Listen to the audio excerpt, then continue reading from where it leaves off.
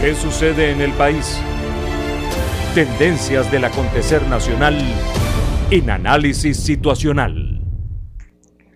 Hoy nos acompaña Ramiro Molina, economista, analista, consultor, profesor universitario durante más de 25 años. Bienvenido, Ramiro, ¿cómo estás? Gracias, Oscar, muy bien.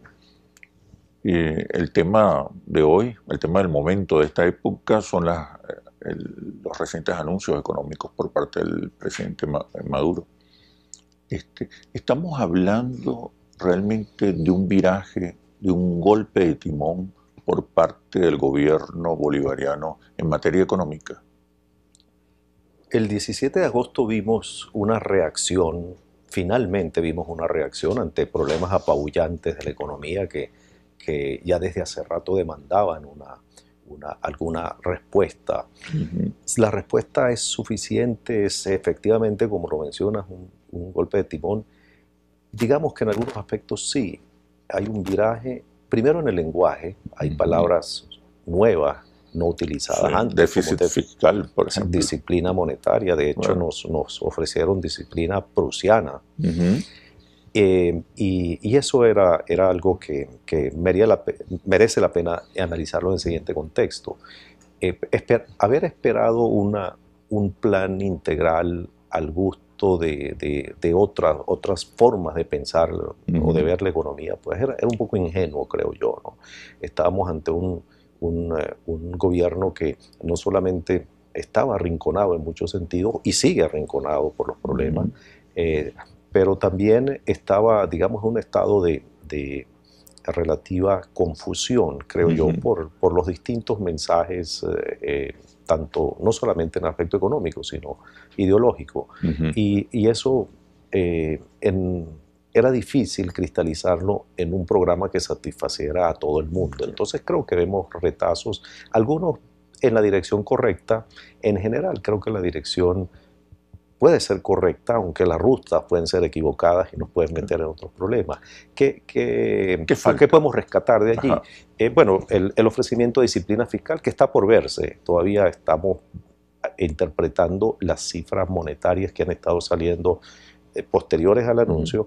Todavía muestran un gran desorden y una grandes inconsistencias que hacen difícil todavía pensar que hay algo en marcha que ponga en orden las cuentas monetarias y las cuentas fiscales, que tal vez es la gran debilidad que siempre demostró la gestión Allí todavía hay confusión. Hay confusión porque son contradictorias en el siguiente sentido. La expansión monetaria, lo que los economistas llamamos la base monetaria, y también la oferta monetaria que publica semanalmente el Banco Central, muestra un incremento de la expansión cuando se supone que íbamos a esperar más bien una contención de esa expansión. Y eso es importante porque en la medida en que no haya contención de la expansión monetaria, significa que hay muchos más bolívares corriendo atrás de los dólares, los pocos dólares que hay y los pocos productos que hay. Entonces, de esa manera, la inflación, que es el problema subyacente tal vez el más importante, que por cierto no ha sido mencionado de una manera contundente, y eso sería otro elemento que falta. Es decir, si este programa realmente contiene explícita o implícitamente un plan antiinflacionario. Pero como decía, en la medida en que la expansión monetaria siga al ritmo que ha seguido incluso después del anuncio de disciplina, es difícil pensar que pueda haber éxitos tempranos en la contención de la inflación y también de la depreciación de la moneda. El gobierno podría decirte que es necesario expandir la masa monetaria para elevar la capacidad de consumo, que está muy deprimida. Definitivamente eso es cierto, pero estamos hablando de una sobreexpansión y una expansión, como te decía antes, que luce un tanto desordenada por los componentes en los que se da, ¿no? En economía eso que llamamos los equilibrios macroeconómicos, significa que tienes que balancear la esfera monetaria, fiscal y cambiaria para que de una manera consistente las tres remen en la misma dirección, se complementen y de manera consistente entonces puedan generar eso que tú estás mencionando, que es aumento de consumo, crecimiento económico, pero sin inflación. La respuesta del sector empresarial a los llamados del presidente Maduro de invertir, de comprometerse con el programa de recuperación han sido muy débiles. ¿Por qué? Hay un problema de entrada de credibilidad, ¿no? Porque no es el primer intento que hace esta administración de vender una apertura que pretende ser favorable para el sector privado. Como los componentes de esas aperturas, tanto en lo cambiario como en la disciplina fiscal y monetaria, no han estado presentes antes, hay escepticismo, porque esta vez sí se harían presentes, ¿no? Tal vez es el eslabón más frágil, porque es el más visible y el más, digamos, el más tangible para todos, empresarios y ciudadanos, es lo cambiario. Entonces, si bien se anuncia una apertura que es absolutamente válida y perentoria, y se anuncia una fluctuación con libertad y sin controles, la realidad nos muestra un funcionamiento que puede estar en un estado de transición, porque todavía no todas las cosas están en la mesa, pero precisamente, digamos, los detalles de la coordinación, de la instrumentación de ese plan, producen que el escepticismo se convierte en una suerte de profecía autocumplida, ¿no? En el sentido de que llegas a los lugares comunes que hemos oído en varias ocasiones. Esto es más de lo mismo y no va a tener un éxito. Entonces, si te predispone que no va a tener éxito, entonces simplemente te retrotraes a tu posición original y entonces no funciona. Pero creo que esa es una actitud, digamos, que hay que diferenciar cuando hablamos del sector privado, porque hay muchos componentes en el sector privado. Hay componentes que apuestan al fracaso de entrada, y otros que se benefician de la duda, y otros que quieren adaptarse a las nuevas realidades y ver cómo es posible no solamente proteger a tu empresa en el sentido de que siga viva, sino incluso tener unas estrategias un poco más con una iniciativa más proactiva de capturar espacios vacíos, competencias que desaparecen, etc. Tú eres un estudioso de la deuda externa venezolana. ¿En qué estado está actualmente la deuda de nuestro país? Pero me respondes cuando regresemos a los comerciales. Ya venimos. ¿Qué sucede en el país? Tendencias del acontecer nacional en Análisis Situacional. ¿Qué sucede en el país? Tendencias del acontecer nacional en Análisis Situacional.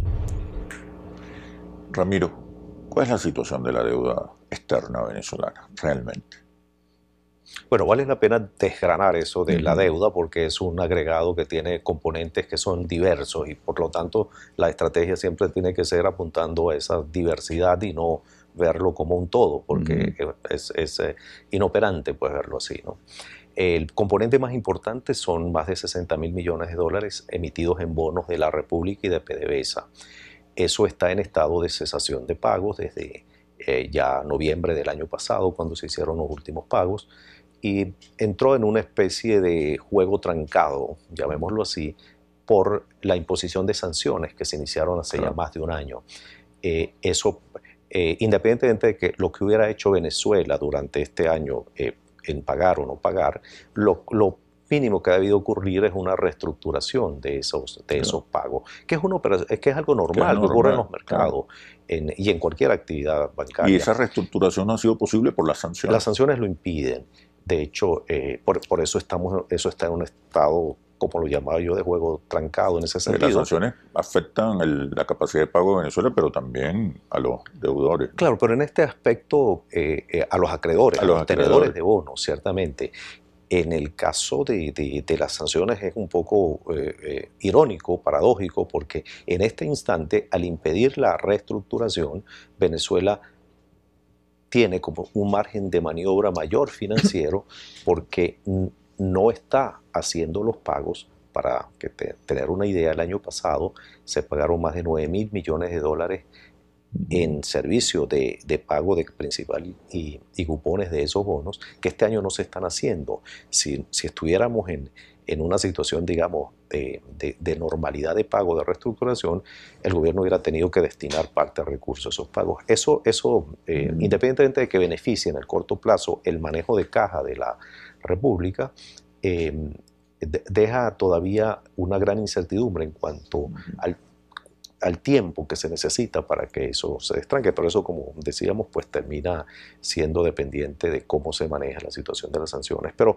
digamos, fuera de esa gran deuda que está en esa situación y no sabemos por cuánto tiempo, el segundo componente más importante son los compromisos de pago con China. Estamos de hace 2 años en periodo de gracia, es decir, Venezuela solo paga los intereses, que es aproximadamente $1.000 millones por año, y no se está amortizando capital. Eso es importante, Oscar, porque en circunstancias normales, los años antes del periodo de gracia, Venezuela estaba pagando entre $5.000 y $8.000 millones al año, dependiendo del nivel de los precios del petróleo. Este año hubiéramos estado pagando cerca de $6.000 millones. Entonces, el hecho de que China haya concedido un año de gracia, que hayan acordado mutuamente un año de gracia nuevo, significa que le libera recursos por unos $6.000 millones, que es tan bueno o mejor a lo que existía antes. Es decir, porque antes China le daba dinero a Venezuela, pero buena parte de ese dinero era para repagar la deuda preexistente. Entonces, digamos, esa deuda, si se mantuviera... ¿Cuánto le debemos a China? El saldo es cerca de $20.000 millones. Un saldo manejable. Absolutamente, sobre todo incluso si tomas en cuenta el monto que total de la deuda es manejable. Así es, porque fíjate, de los 60.000 más estos 20.000, estamos hablando de $80.000 millones, y puedes terminar con los otros compromisos de PDVSA, con proveedores, contratistas, con las sentencias legales que tienes en el exterior que te han impuesto una obligación de pago, digamos, una cifra superior a los $100.000 millones.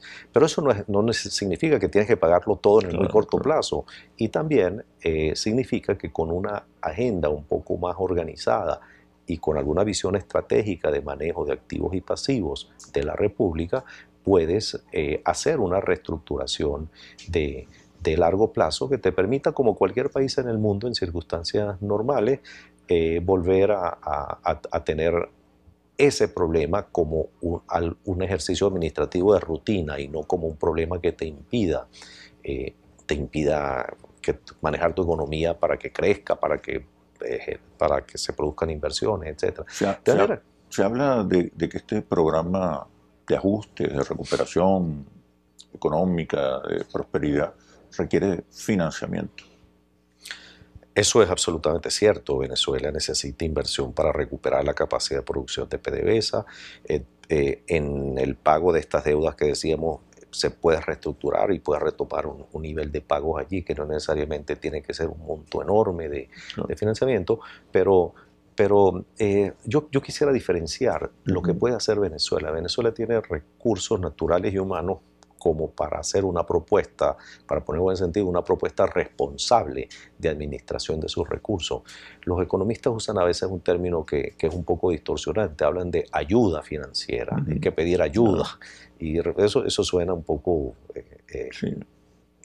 digamos, para decirlo, paradójico para un país que tiene recursos y además que tiene gente que puede crear propuestas de responsabilidad administrativa y financiera. Y eso hace que la responsabilidad en el gobierno constituida de una manera que debe ser distinta a lo que no solamente este gobierno, todos los gobiernos previos han manejado. Eso significa repensar nuestro modelo petrolero, repensar nuestro modelo minero, por cierto, que está en la agenda y este gobierno lo ha puesto nuevamente como una pieza importante, tal vez más por necesidad y urgencia que por una visión de largo plazo, y si la hay no la conozco, pero en todo caso, cuando vemos países mineros o petroleros que han podido resolver sus problemas sin estar pidiendo ayuda, para utilizar el término que utilizan otros economistas, sino con propuestas, digamos, de negocios y propuestas de inversión, la verdad es que uno piensa por qué Venezuela no puede hacerlo y por qué no solamente el gobierno, el sector privado y en general la academia y la intelectualidad venezolana no redefine al país en función más propositiva, más proactiva, en el sentido de que aquí está lo que somos y con esto, con los recursos y nuestra gente podemos asumir, como tú bien lo decías, una responsabilidad financiera que es perfectamente manejable si lo ponemos en ese contexto y lo sacamos de una diatriba de confusiones. Por ejemplo, ya que mencionabas a China, a China se le está analizando como que si China fuera un banco al que va un país y pide un crédito y el banquero decide si te lo doy o no te lo doy. Creo que estamos hablando en el caso de China, para conectarlo con lo que pretendía decir de Venezuela, con un país que ha evidenciado que tiene un proyecto de largo plazo, con una estrategia además geopolítica y una estrategia que tiene mucho que ver con recursos naturales. Entonces, donde el match, la sincronización de estrategias de países como Venezuela con países como China son relativamente fáciles, son naturales, digamos. El presidente acaba de visitar China hace un par de semanas. ¿Qué hay de positivo en los acuerdos que se firmaron con la República Popular China? Pero me responde después de los comerciales. Ya venimos. ¿Qué sucede en el país? Tendencias del acontecer nacional en Análisis Situacional. ¿Qué sucede en el país? Tendencias del acontecer nacional en Análisis Situacional. El presidente viajó a China, firmó algunos acuerdos. ¿Qué impacto van a tener esos acuerdos a corto plazo sobre la economía venezolana? Bueno, sin disponer de todos los detalles de los acuerdos, lo que parece evidente es que hay un cambio con respecto al marco de acuerdos anteriores, en el sentido de que parece haber una orientación más hacia el financiamiento de proyectos que tengan algún impacto de producción en petróleo, en oro, que son los que más se han difundido, y eso es distinto a los convenios que firmamos o que ejecutamos como en 2011-12, donde buena parte del dinero que obtuvimos de China fue para comprarle a la misma China motos, carros, aires acondicionados, aparatos eléctricos, y al final ese dinero no solamente volvió rápidamente a China, sino que después tuvimos que pagar el servicio financiero. Esto debe estar más orientado, es lo que se entiende, a la inversión, particularmente en petróleo, donde bien se necesita para estabilizar la producción. Y por cierto, no es algo que comienza a partir de esto, sino son negociaciones que venían en curso y que, por ejemplo, explican en buena parte por qué la participación de la producción de las empresas chinas ha estado aumentando los últimos meses, la participación sobre el total que produce Venezuela. Es decir, cada vez más nuestra producción está asociada a las productoras chinas. Eso quiere decir que si estos acuerdos son implementados como se ha preanunciado, eso debería continuar, de manera que también nos permitiría, permite poner, digamos, como un piso a la caída de producción, ¿no? Pero, y en el sector minero hay otras expectativas, particularmente en oro, que es el segundo gran potencial, es el segundo anuncio. Hace poco se firmó la constitución de una compañía mixta con Turquía y con Minerven de Venezuela, y ahora estamos, digamos, ojalá estemos ante un salto cualitativo en la gestión del oro en Venezuela, en el sentido de que organicemos con compañías de mayor músculo y tecnología, músculo financiero y tecnología, y respeto ambiental también, la producción de oro a una escala que nos puede ayudar a resolver muchísimos problemas, y particularmente tener un impacto no solamente en el país, sino particularmente en las zonas mineras que están muy depauperadas. Creo que tanto China como Turquía son de los principales, junto con la India, son los principales demandantes y consumidores de oro, donde eso es una industria que está a una escala muchísimo mayor que no hemos conocido hasta ahora. De manera que creo que es una oportunidad. ¿Cómo gestionar las sanciones, el cerco financiero, económico contra Venezuela? Esto apunta, esta nueva etapa de relaciones con China, apunta a resolver finalmente ese nudo. Digamos que las sanciones creo que están ahí para quedarse por un buen tiempo. Es más, deberíamos también tener el escenario de que eso se pueda hacerse tener más alcance, severos, más complejas, más severas, y porque no se ven cambios en la administración, sino además cierta frustración, que las sanciones no han logrado los objetivos.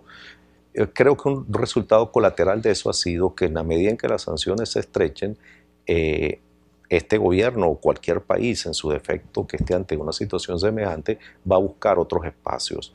Y esos espacios se están consiguiendo en una esfera, en un ámbito, digamos casi que en una órbita distinta. Estamos cambiando de órbita hacia China, Rusia, India, Turquía. Irán, bueno, que son países emergentes, ¿no? Bueno, y en el caso de China, la primera potencia. Y donde está concentrada buena parte, más de la mitad de la población del mundo. Es decir, son nuevas realidades, Oscar. Yo creo que las sanciones ya no tenemos que verlo como un problema administrativo de enfrentamiento, sino como algo, una nueva realidad que nos obliga a repensar muchas cosas.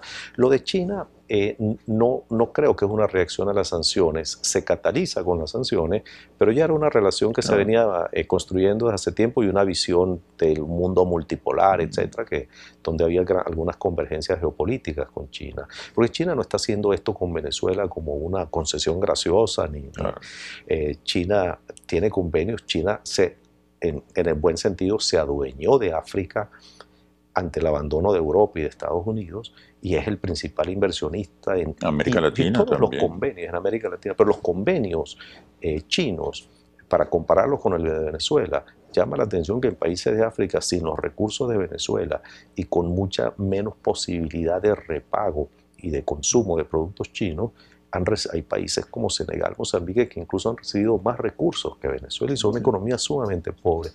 De manera que podemos ver una óptica estratégica de largo plazo de China, y en ese contexto, pues, lo que creo que las sanciones produjeron fue tal vez una aceleración y cierta tranquilidad de ir a buscar un espacio alterno donde poder convivir.